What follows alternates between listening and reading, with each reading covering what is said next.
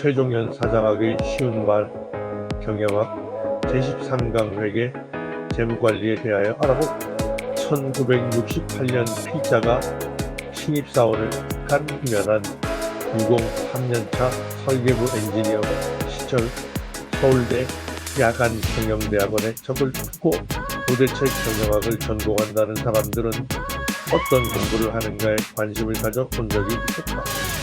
3학기만을 겨우 끝낸 당시 짧은 생각으로는 그저 경상계열은 이런 공부를 하는구나. 경영이란 상식에 준하는 일에 좀 근사한 말을 영어 섞어붙여 격을 높여놓은 것 아닌가 하는 정도의 감회였는데 뜻밖의 이 짧은 MBA 과정 중퇴 경력이 내 직장생활의 진로를 크게 바꾸어 놓았다. 필자가 스스로를 석유화학 1세대의 막내라고 자임한 적이 있었다. 1971년 우리나라 최초의 나프타 분해센터 건설 프로젝트가 끝나고 팀이 해체되자 필자는 우리 팀이 지은 공장인 나프타 분해센터를 운영하기 위해 창설된 사업부 조직인 석유화학사업부문의 기획과장이라는 직책을 받아 보인되었다. 기획과라고는 하지만 나 같은 엔지니어를 과장으로 앉혀놓았으니 기술기획과의 성격이 짙은 업무 분장이어서 사업부 운영을 책임지는 미국인 부사장, 그 밑의 총괄부장인 까마득한 화공과 선배 부장을 직속상사로 모시는 조직이었다. 말하자면 사업부문 기능 중에 공장의 생산 기능, 본사의 마케팅 기능을 빼고 난 나머지 작동산이 이들을 모두 처리해야 하는 그런 성격의 부서였다고 설명하면 알기 쉬울 것이다.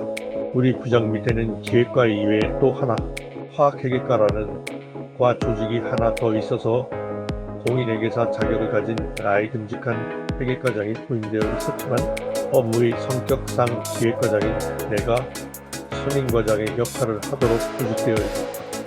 당시 사업부문을 총괄하던 걸프 사 파견직원은 프랑스 조상의 이름을 물려받은 미국인 부사장 코모라는 사나이였는데 나이는 30대 중반, 미국에서 화학공학을 전공한 뒤 MBA를 이수한 전형적인 젊은 CEO 후보였으며 후진국 학자기업인 유공의 석유화학 담당 부사장으로 부임하게 된 것도 이를 테면 그에게는 경영자 수업의 한 단계였던 셈이었다.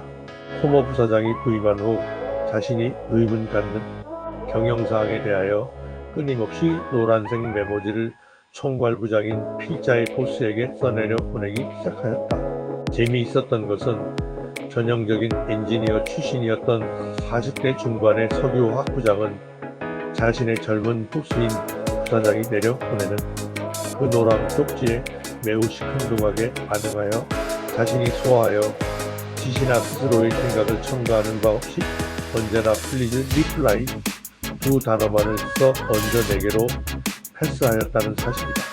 질문의 내용은 매우 다양하였는데 그럴 수밖에 없었던 것이 규모는 작아도 신설된 석유화학 사업 부문이 별개의 이익 중심인 사업단이었기 때문이었다.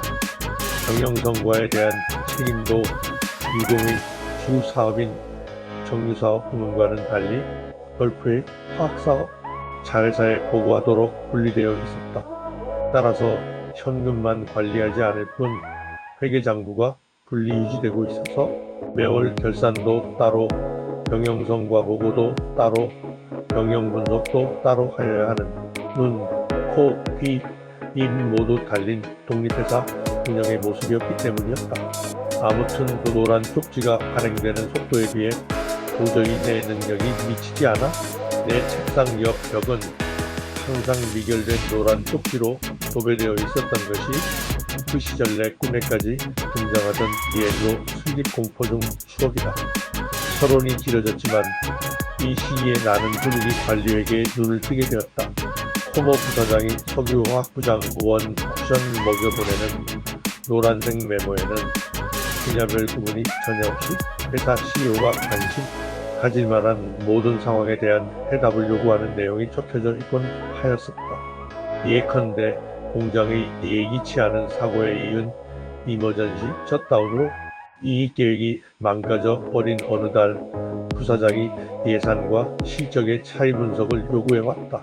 우리 부장은 이 설명을 당연히 회계사항으로 보아 화학회계과장에게 답변하라고 그 공포에 노란 쪽지를 교통정리하여 넘긴 것까지는 좋았는데 회계과장으로서는 참으로 난감한 일이 아닐 수 없었다. 아니 예상치 않아 예산에 반영되지 않았던 긴급 조업 정지가 생겨 생산이 죽고 수출 물량이 줄어 이익이 아니라 손실이 생겼으니 그런 줄 알면 될 것인데 어떻게 더 설명을 하라는 것인지 모르겠다는 하소연을 결국 필자에게 들고 오게 되었다.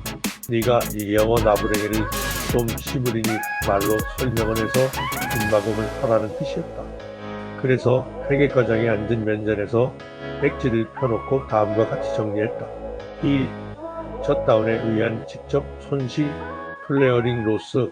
당시 우리 공장의 경우는 이머전시 셧다운의 경우 품질 규격을 벗어난 가스 상태의 제품을 전량 태워버려야 했는데 그 직접 손실량을 원료가로 환산하여 분류해냄. 셧다운 리스타트업 비용 충분.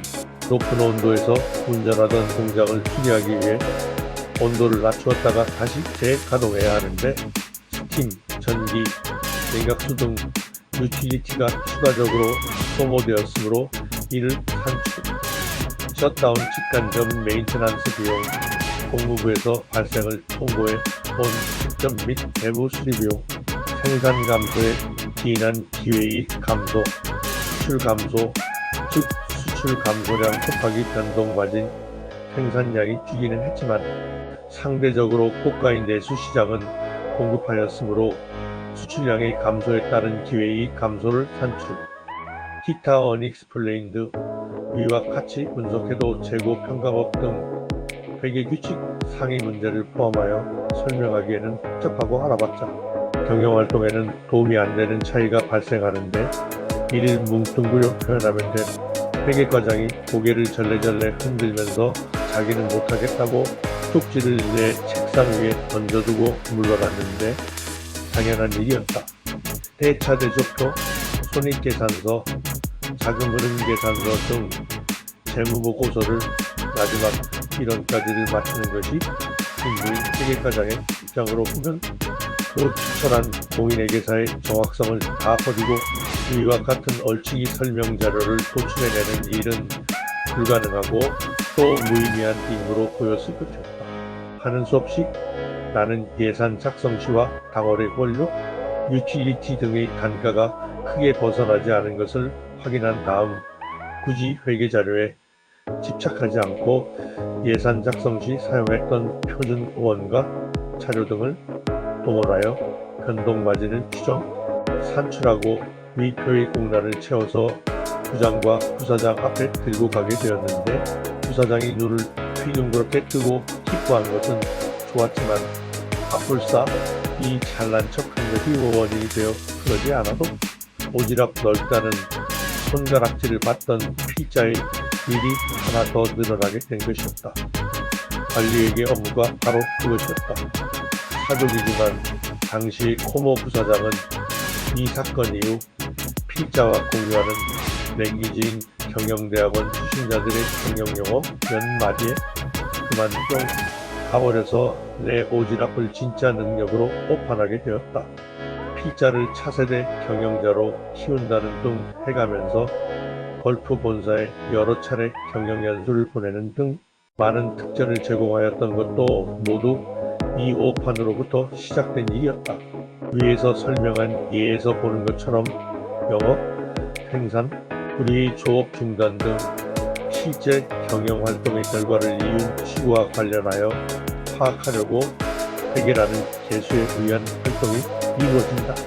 수익은 수익대로, 비용은 비용대로 일을 따로 파악하고 수익은 증대시키고 비용은 절감시키는 방향으로 경영활동을 하면 회계하기에 감명하기는 하겠지만 이렇게 각기 따로 추구하게 되면 추가 비용을 투입하여 추가 수익을 더 창출하게 하는 경영활동은 추구하기 어렵게 된다.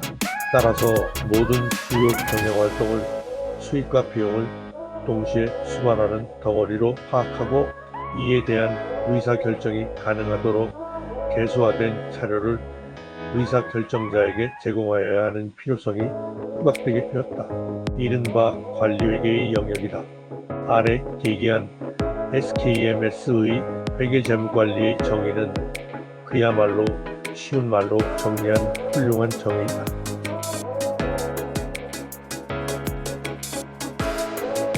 특히 회계관리를 경영자에게 필요한 관리회계 기준을 만족시키기 위한 재무회계, 세금을 산출하기 위한 세무회계로 구분하여 목적별로 명확히 구분한 것이 다른 회계 학정회와 다른 점이다.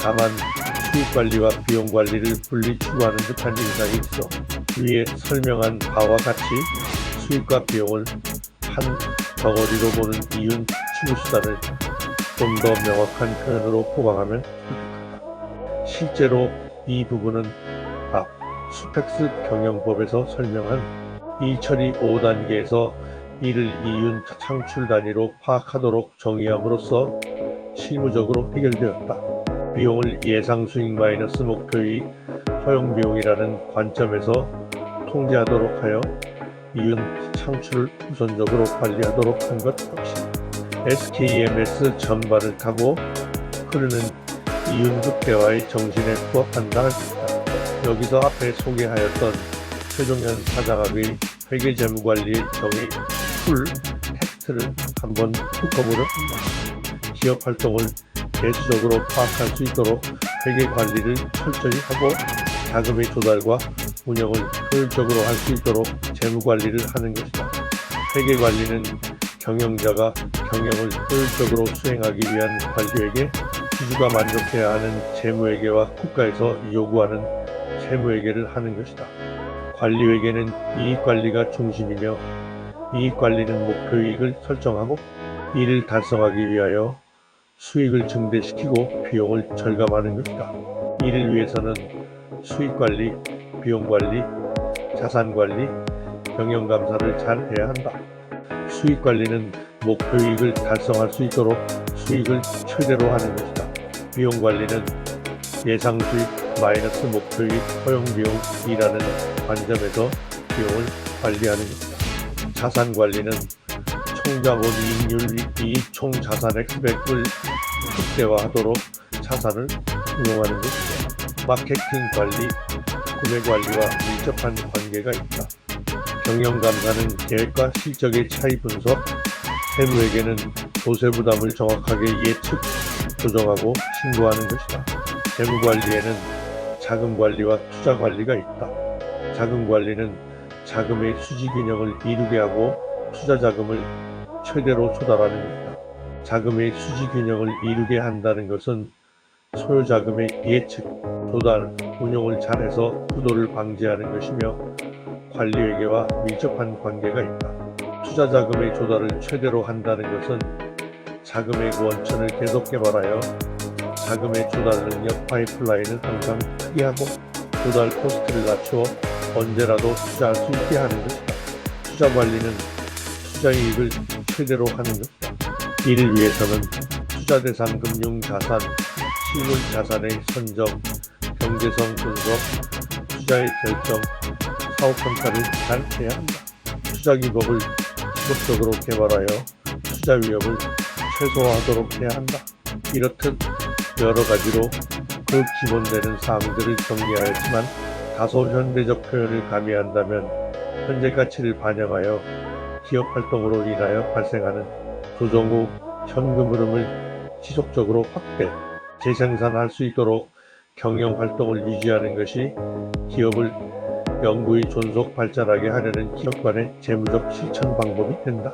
필자는 회계 재무 전문가는 아니었지만 70, 80년대에 여러 차례에 걸쳐 이루어진 대규모 석유화학 사업, 투자에 대한 경영층 재가를 얻기 위해 걸프가 경영권을 행사하던 시절에는 걸프의 경영층에게 SK의 유공, 인수 이후에는 SK의 최고 경영층에게 대규모 방향족 시설, 제인 아프타본의 컴플렉스, 폴리올레틴 공장, QSM 공장, 건설, 짝사업 등 수많은 투자 제안서를 제출하여 이를 관철하고 투자 결심을 얻어내었을 뿐 아니라 이 공장들이 지어진 뒤에 그 실제 사업의 운영에도 참여하여 사업의 전말을 지켜보았던 성공 체험을 갖는 행운을 누렸다.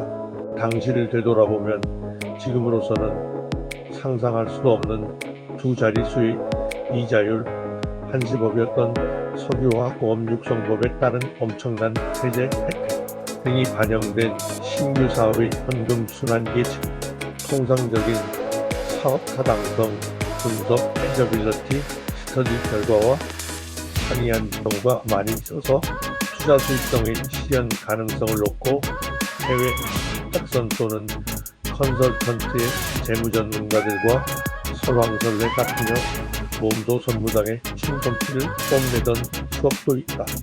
이 모두가 다 야간 경영대학원 시절에 잠시업계 너머로 익힌 재무관리 실력에 걸프 사회 투자 사업, 경제성 분석 매뉴얼을 통달해야 했던 상황적 니즈가 첨가된 덕분이었으니 한 엔지니어의 인생이 기업을 통하여 이렇듯 변화무쌍할 수 있었던 것도 급격한 산업화가 이루어지던 당시 시대적 측면이 투영된 점이 있을 겁니다.